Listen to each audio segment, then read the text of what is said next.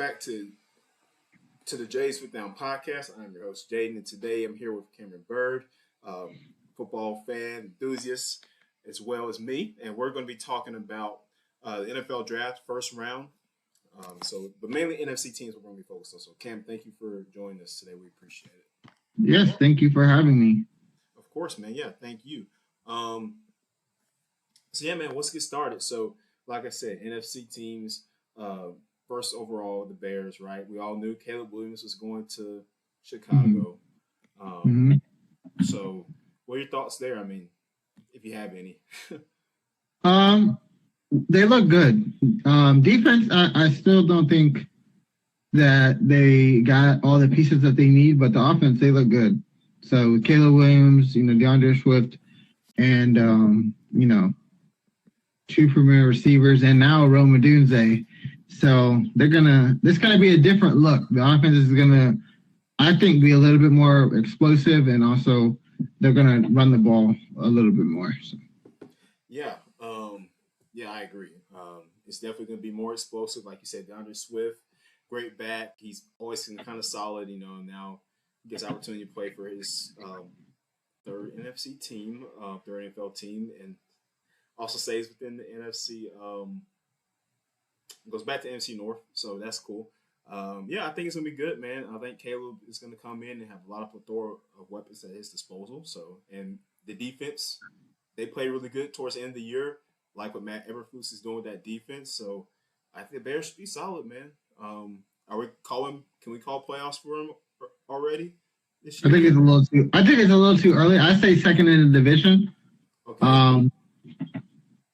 I don't know how the Packers are going to do. I don't know how any of the teams are going to do. So I think second in the division is fair for them. So, I think that's fair. Okay, that's fair. Yeah, I agree. So moving on to the Commanders, who take Jane Daniels out of LSU with the second pick. So, at first I had mocked them taking Drake May, but then some other things led me to lean more towards Jane Daniels, and his visit apparently went well with them, and they started showing more interest in him as a prospect, so they go ahead and take him, man. So what do we think about Jane Daniels in DC? Man, I hope they treat him right. That's all I can say. I hope that this isn't like an experiment and then they have to re-pick another quarterback. But I think this is going to be one of those cornerstone picks. I think so. Yeah, me too. Yeah, I think it's going to be a good pick. They got a good receiving room. Terry McLaurin and Jahan Dotson, and those guys. So it's solid. Also brought in Zach Ertz, I believe. I think they signed him. So yes. Zach Ertz, former Eagle, former Cardinal, so still out there pushing it. So that could be a little bit of help as well for Daniels. So we'll see what happens. And so moving on though to our next NFC team was the Arizona Cardinals. So of course picked who we all thought they would. Marvin Harrison Jr., wide receiver out of Ohio State. Love this move for the Cardinals, man. They finally got the receiver. Finally, because think about it, was Fitzgerald really the last time they had a true number one receiver? Larry Fitzgerald, if we're being honest. Yeah. Maybe, yeah. Yeah. So this could be it, man. Yeah, I'm excited. Now Kyler has a weapon, so he doesn't have to always run all the time, Yeah. So I think it'll be good. Yeah, for sure. Yeah, and he can. Hopefully, if he stays healthy, man, now again, I'm not gonna. It's too early, like you said, to call playoffs for them. But they'll be a better team than they were for sure. So that's something. Now we got the Giants, man, taking Malik Neighbors out of LSU with the 6th pick. A lot of people thought some people thought they were going to trade that pick. Some people thought they were going to take J.J. McCarthy. We'll get to in a second. But what are your thoughts on that pick with the Giants getting Malik Neighbors? Like Nick Saban said, and like everybody said, and everybody who's prospected this player he is a game changer, and they need someone like, former Odell Beckham, but I'm not even going to compare him to him. He needs to be his own. He's going to be his own player at the Giants. And I think they need a number one receiver badly.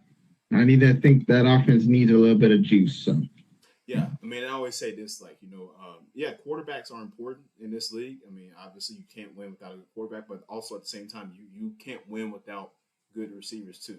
So Daniel Jones is he probably shouldn't have got that contract, but they gave it to him anyway for some reason over Saquon Barkley. So now they get him some help, and he's going to be hurt.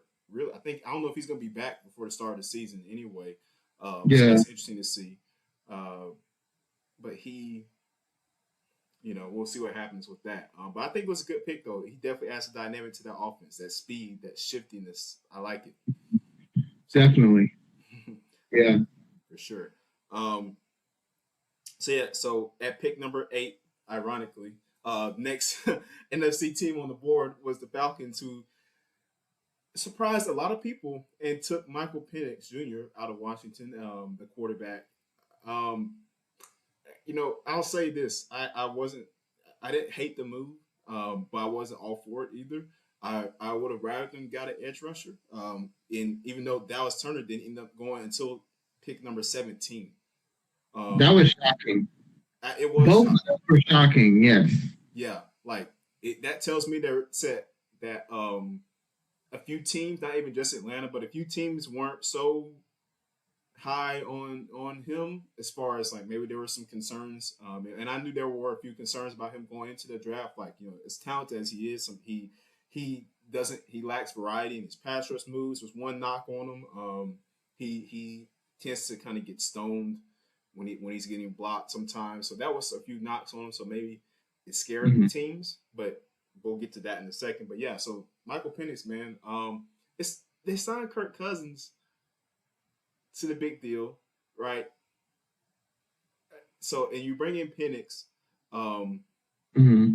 so I'm like, okay, well, maybe it's like you look at it like this. It could either be, well, if someone was just someone that mentioned this to me last night in the Mm-hmm. draft, but could it be that you know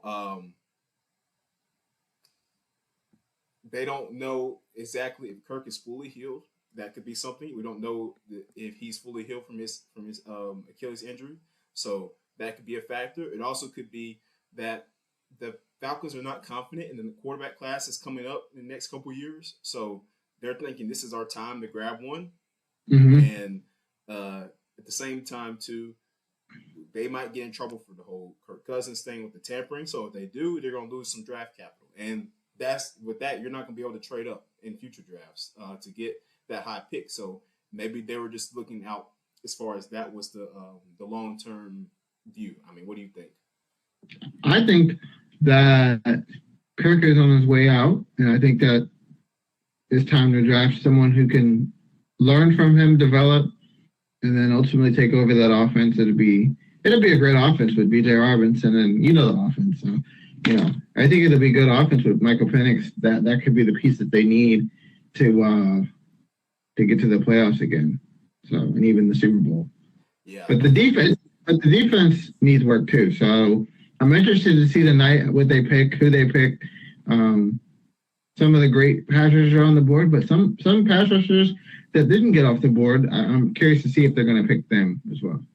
yeah, for sure. It's definitely something to monitor tonight and tomorrow as well in the draft. But yeah, I thought they were going to go edge rusher, whether it was Dallas Turner or the kid out of UCLA, Layatu Latu was another guy that was on my board for them. If they didn't take Dallas Turner, but he ended up going to the Colts. But yeah, I mean, we'll see. I know a lot of Atlanta fans are not happy about the pick here. I can definitely say that from the discourse that is going on around town. A lot of people are not happy with the pick. Some are, but common circulation is they're like, why are we taking a quarterback when we just signed this guy to a big deal? So it's mixed signals. Yeah. It's mixed emotions, mixed signals. So we'll see how that pans out. But hey, welcome to the A. Michael Penix Jr. Up next, man, we got the Saints taking Ty. I really don't want to butcher this guy's name. A lot of these guys had interesting names in the draft last night, dude.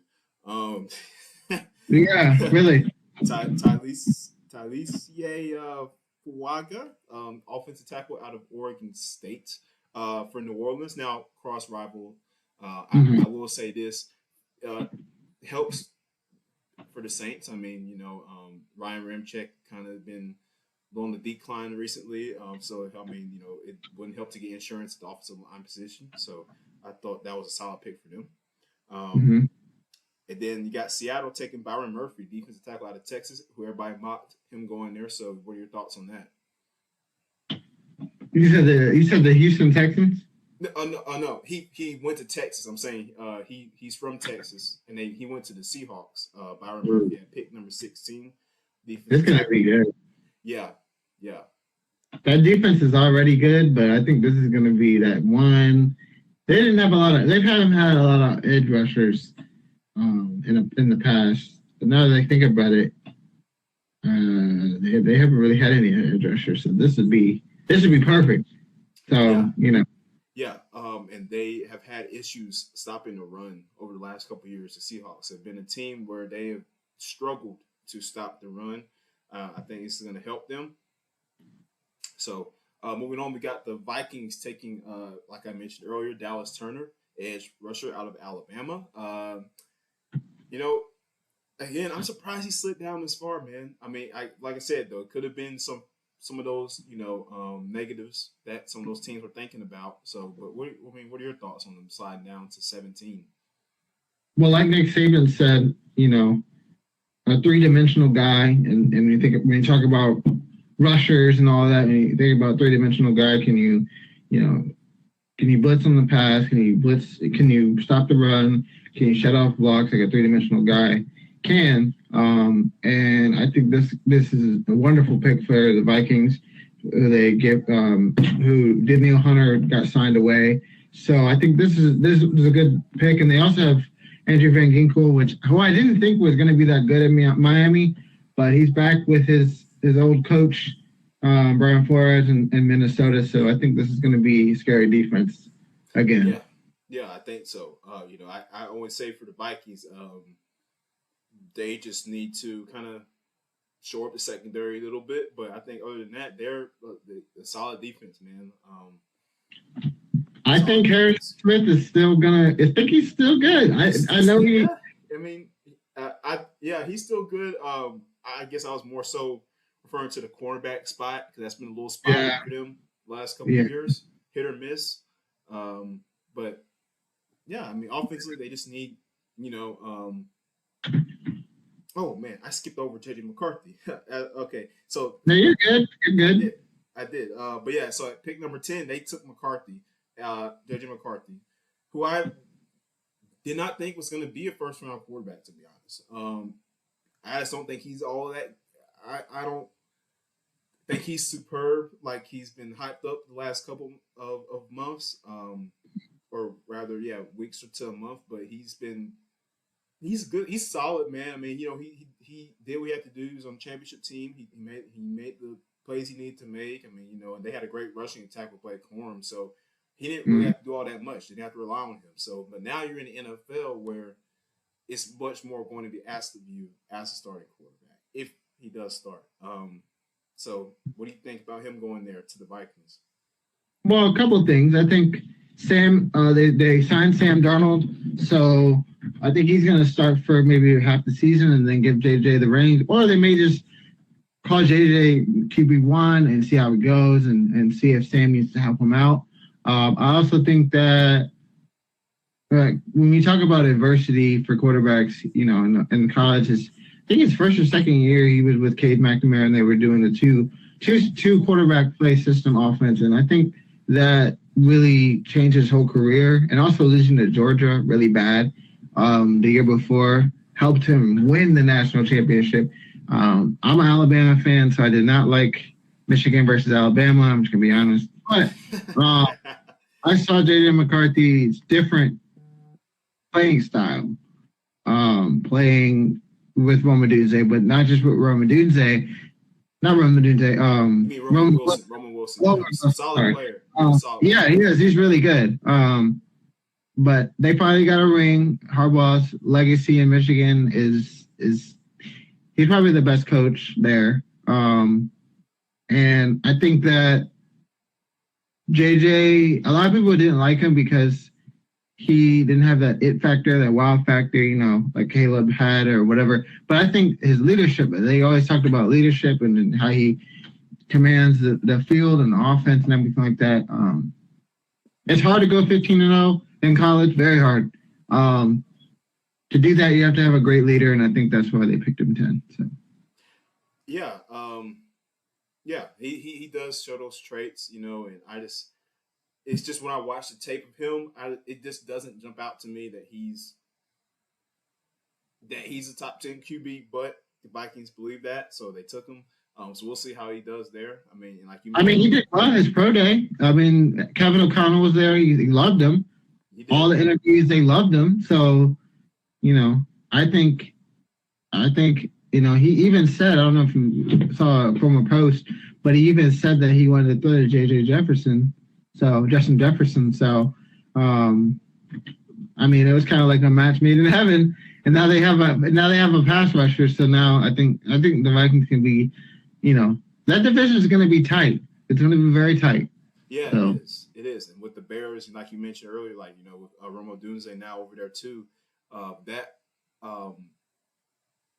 that offense is very scary. So, and it's going to be a tight race, man. It's going to be a tight race for Minnesota. And we all know what the Lions are already do. They just paid Amon-Ra St. Brown that big contract, so he gets his money. So today's cool. Yeah. So it's going to be interesting to see how the NFC North looks next year. But yeah, so moving on to the Rams, who have a first round pick for, it feels like first time in forever. They take Jared Verse out of FSU, so at edge. So I like that pick. I like it. What do you think? I'll say this: Aaron Donald retired, and I think to have, like Sean McVay preaches, to have a caliber contending team, you have got to get players. Not saying Jared Verse is Aaron Donald, but you have to get players that change the game. So I think when I watched Florida State, the quarterback was good, Travis, and I think, the offense was good, but when the game was on the line, against the Bengals and Aaron Donald and Von Miller and everybody on that defense, they rallied around the two pass rushers and they changed the game. So I think Jared Verse is going to change the game in LA. I don't think anybody's going to want to leave him with one blocker. I think they're going to have to double team, just kind of like how they did with Aaron. So, yeah. But yeah. Yeah, no, yeah, I agree. Yeah, absolutely. So he's definitely a game changer for sure. There's a lot of good edge rushers in this first round. So, like I said, Latu and Turner, and then you got Burris too. So the Eagles are next NFC team up on the board, taking Quinyon Mitchell. Now I really love this pick. This guy is good. He runs a 4.33. He's very fast. I love his just love the way he plays, man. I think he really is gonna fit that defense, and see a lot more playing time, this year. So that's my thoughts on that pick. What about you? Well, I think Darius Slay is good. But like I said earlier with the Jared Verse pick, I think you're going to need to think about your longevity, your future for the organization and for everybody else. I think the defense, outside of Reed Blankenship, which I don't think they believe in him, but he's not the answer. I think the defense is going to be better. I didn't watch a lot of Toledo football, but I think Kenyon is going to be a good defense for sure. Yeah. With all those Georgia players, I'll mention that too. With all those Georgia players. Right. Yes, they love their Georgia players. Howie Roseman loves his Georgia players. So, Mhm. but they go to Toledo here and get Quinyon Mitchell. So, um, and yeah, then the Lions at pick 24 take Terrion Arnold out of Alabama, the cornerback. So, and I like Arnold a lot, man. You know, as you know, you and I both being Bama fans, we know how talented he is. He made a lot of good plays in his time at Bama. So, this do you like this pick for the Lions? He and Kool-Aid McKinstry were the best, the two top corners in the. And I didn't realize they were on the same team. I was like, oh, that's why nobody wanted to throw to them. So, at Bama. So I was just like, well, if the Lions want to do a repeat in the playoffs and get to a Super Bowl, I don't think Cam Sutton was the answer. He got burned a lot in the 49ers game. I don't think that was the answer to begin with, but they wanted to, and Sidney Gardner Johnson, I don't think those two really bought in. I think they bought in, but I don't think they understood, okay, this is a gritty group. I think Taron Arnold is the definition of gritty and can make all the open field tackles, can make all the interceptions. You saw him go get that ball. So, you know, I think it's going to be, I think the Lions have got their pick now. So, and then they also have Carlton Davis too on the other side. So I think they're going to be, the secondary is going to be good. Yeah, I agree. They're going to be really good. Detroit, man, is finally back in the mix. So I love to see it for the Lions fans and you know, Detroit. So who hosted the draft last night, by the way. But the fact that it's been 30 years that's a long time. It is a long time.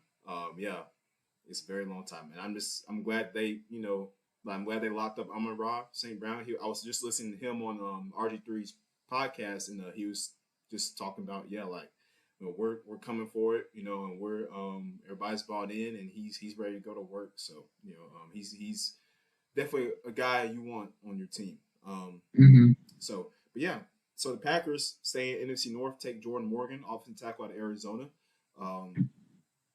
You know, like I said, I think that fills a good need right there for them. I mean, they, you know, and Zach Tom, who is their current one of the current tackles, he could, you know, possibly move around to inside. So if you want to put Morgan at your tackle, you could. And David Bakhtiari, he's no longer there. So yeah, he got released. I think because he had a lot of injuries. So I think that they needed an O line. I think another skill player, along with all the receivers that they have, or a corner or a safety, would be good too. Yeah, yep. And like I said, there's plenty of them left on the board. Yeah, possibly to be called tonight. Right.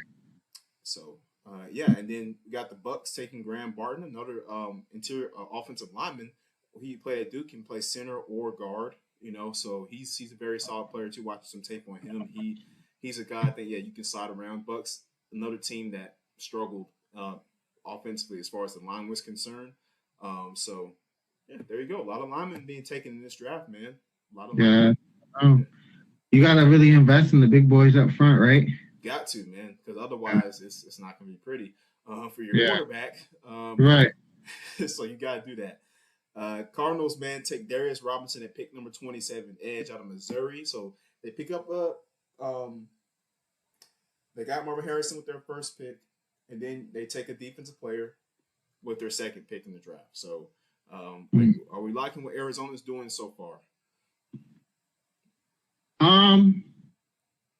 They have Sean Murphy-Bunting at the strong safety position. I'm not so sure that they could have done more in the free agency. I think, but I think where they're at right now, they are in win now mode.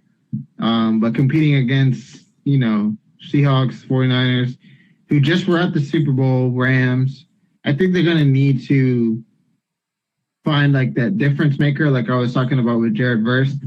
And I think they got it here. So I think they definitely got it here. Right. And at the end of the day, man, big players make big plays. Yeah, Right. that's the name of the game, and really on all levels of football, but more so in the NFL. You need big players to make big plays, and that's how you win football games. That's how you win Super Bowls. Right. So if you can get those impact players, then you're more likely you're gonna win a lot. But moving on, the last two, man, we got the last three, the Cowboys taking Tyler Guyton out of Oklahoma, offensive Okay. tackle. So, interesting. Needed. I Needed think it for was sure. needed. Yeah. Um, Tony Pollard's gone. I mean, Dak is doing okay, I guess. There's a lot of questions. There's a lot of questions with that team. Yeah. Yeah. I don't think Brandon Cook should have left the Texans. That's just me. But he wanted to still stay in Texas. So I guess the Cowboys were the best next option. Yeah. But honestly, I think it was a good pick for them. Zach Martin's kind of getting up there in age, so they need some insurance there as well. So I think it was a good pick. Yeah, yeah, and not to mention Tyron Smith is no longer there either. Yeah. So he is now with the Jets, I believe. Jets, yeah. But so yeah, moving on. Cowboys also re-signed Zeke, by the way. If you didn't know, if everybody, if you didn't know. Oh, they did? Yes, they resigned Ezekiel Elliott. When? Just today. Oh, today. I was like, okay, it hasn't been the past couple of days because I get all the notifications, but wow. He's back. Man, how long did they wait? What did they sign him for? I don't know the exact contract details, but I know they re-signed him. So it's probably like a 1-year deal type of thing, maybe a cheaper 1-year rental deal. Yeah. But I just the Cowboys. I can't even. They need a whole podcast episode dedicated to them, just because it's just so many things wrong with that team. I like Zimmer. Zimmer's gonna do well. Yeah. I mean, yeah, defense is gonna be good. But I just don't know about McCarthy. Right. I don't know his longevity. I don't know about any of that. So, Yep, and something to note: they haven't signed Dak to a contract extension yet. Mm-hmm. So, something to think about: 49ers take Ricky Pearsall out of Florida. So there's been a lot of talk about this because apparently Brandon Ayuk commented on it. They were confused as to whether he was being literal or sarcastic, but he was like good pick or something like that. He said, and I was like, okay. Mm-hmm. So they take a receiver, man. Do we possibly see a trade for the 49ers with one of either Ayuk or Samuel? That's been getting a lot of heat lately. What do you think? I feel like if you're gonna trade a player, let me say it like this: if we want to win the Super Bowl, I believe in building around your key players. So, Ayuk probably had the best 2 years of his 49er career. Debo has been there since the Garoppolo days. Mm-hmm. So, I mean, you could move on from Debo and not be missing out much because this guy ran a 4.42. Ricky Pearsall, I think he ran a 4.2. So you're not really missing out on much, but you are missing out on a player who knows the system, who knows the coach, who knows what it means to be in the playoffs 2 times throughout his career. So, and then in the Super Bowl, 1 year, and they both lost both of the Super Bowls. But I think this is another added dimension to that offense. Definitely is going to open up Brock Purdy a little bit more, I think. But I'm curious to see how they use him. They may use him in jet sweeps. They may use him because he has a lot of speed and he can catch the ball. So they like that. Everybody's passing nowadays, so they like versatile receivers. So yeah, it's a passing league, man. So it's like you gotta. This is just how football is now. So it's like you gotta get those playmakers that are gonna go up and get that ball, and make plays after the catch. So right. He's a dynamic player for sure. I just find it interesting. They take a first round receiver. We'll see what happens. And then the last pick, the Panthers take a receiver, Xavier Legette out of South Carolina. So Bryce Young gets another weapon. What we thinking about that, man, for Carolina? Carolina looks good. Another team that's on my radar for the playoffs. I think because of they got Deontay Johnson from the Steelers. They got another receiver in the draft. Um, Bryce is going to be better. I think if Dave Canales could turn around Baker Mayfield, who up to the Rams about a year and a half ago had a horrible career. I'm just going to say it. And to turn him around and have a career year at the Bucks. You know how hard that is? They are Super Bowl champs a couple years ago, and then Tom Brady retires. That was a mess. And then they wanted to try to find their quarterback, and I think Dave Canales helped get him, Baker Mayfield, to where he wanted to be with the Browns, but that didn't work out. And now they have a chance to do it with Bryce Young, who last year didn't have a great season at all. Adam Thielen is still. It's mind-boggling to me how he got 1,000 yards last year, but he was his number one target. So I guess that's how. But I think they're going to be better. They have some big pieces to fill, but I think the offensive line has gotten better, which is good. So look out, Falcons. Hey man, look, I listen. All I know is, man, it's like, Atlanta. They really should win the division this year. I mean, I really think as far as talent wise across the board, they're the most out of the teams. I mean, just defensively have a few holes to fill. Again, pass rusher being the main one. But you think that? I think the Saints have the best defense. I think they do. I mean, yeah, best defense. I was just saying, like, really just in general, like I think Falcons, they really have more of the talented team. But the Saints, I mean, their defense is always good, right? In certain aspects at least. But offensively, man, yeah, Drake London, Kyle Pitts, who I think hopefully they'll use him correctly. Y'all have Darnell Mooney now, Raven McLeod. Yep. So it's gonna look good. I think it's gonna be a lot of speed on that offense still, so that's good. Who else is in your division now? Let me think. Saints, Falcons, Panthers, and Bucks. Yeah. Okay. I mean, it's still gonna be a messy division like it usually is.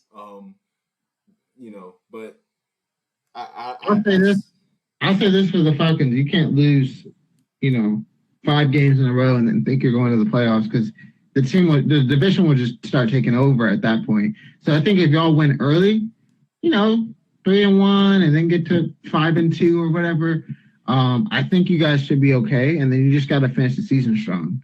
And Kirk Cousins, I like the guy. I think he's definitely one of those risky players. If you sign him, he's like Russell Wilson last year. If you sign him and then that doesn't work out and you cut him, and then you got dead cap space and ruined your trade, like you said, the trades.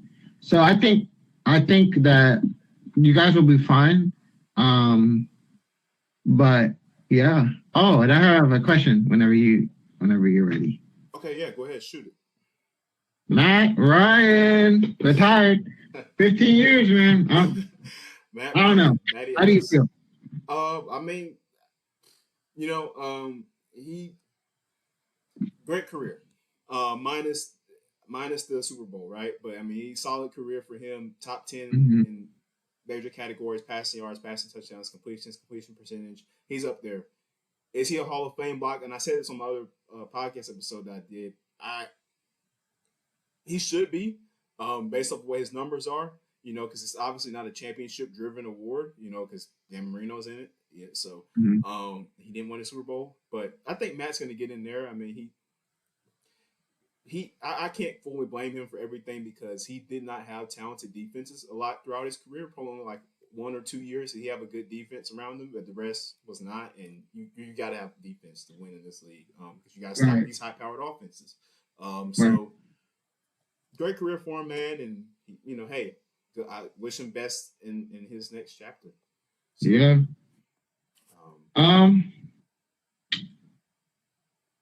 Well, I think it was more the coaching for the Super Bowl. I think the defense played well. I think Dan Quinn had the defense ready.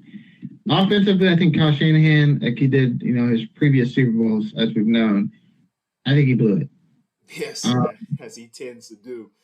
yeah, So hey, I mean, I'm sure he'll learn one day. He has to, right? This keeps happening. He's lost three if you count y'all, but two Super Bowls as a head coach, and I guess I like to say this third time's the charm. So hopefully by the time he gets back there, he'll learn. It's kind of like Sean McVay. I thought he was going to do what Sean McVay did. I mean, they're both there for 8 years, and it took him in his second year, and then it took him another 4 years to get back to the Super Bowl, but they won it. So I think they have the similar career as far as coaching is concerned. But Yeah, we'll see. We'll see. yeah, we'll see.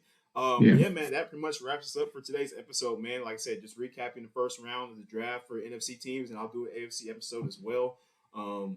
But and then of course we'll recap these these next couple of rounds here on the draft. But that starts tonight at 7, actually, ESPN, ABC, NFL Network. So make sure y'all catch that out.